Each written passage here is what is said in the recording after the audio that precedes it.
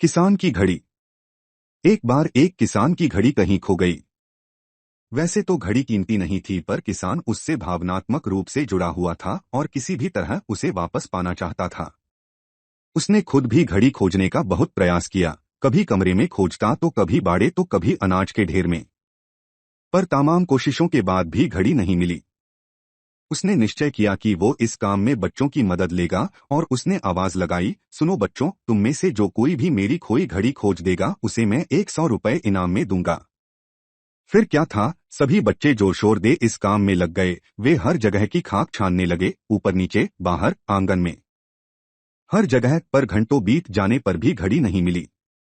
अब लगभग सभी बच्चे हार मान चुके थे और किसान को भी यही लगा कि घड़ी नहीं मिलेगी। तभी एक लड़का उसके पास आया और बोला, काका मुझे एक मौका और दीजिए, पर इस बार मैं ये काम अकेले ही करना चाहूंगा। किसान का क्या जा रहा था, उसे तो घड़ी चाहिए थी। उसने तुरंत हाँ कर दी।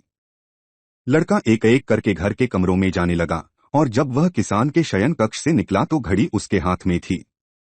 किसान घड़ी देख प्रसन्न हो गया और अचरज से पूछा, बेटा कहाँ थी ये घड़ी, और जहाँ हम सभी असफल हो गए तुमने इसे कैसे ढूंढ निकाला?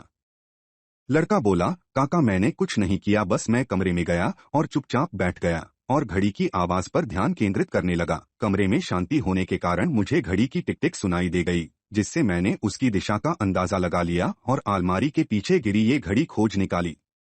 Moral. फ्रेंड्स, जिस तरह कमरे की शांति घड़ी ढूंढने में मददगार साबित हुई, उसी प्रकार मन की शांति हमें लाइफ की जरूरी चीजें समझने में मददगार होती है।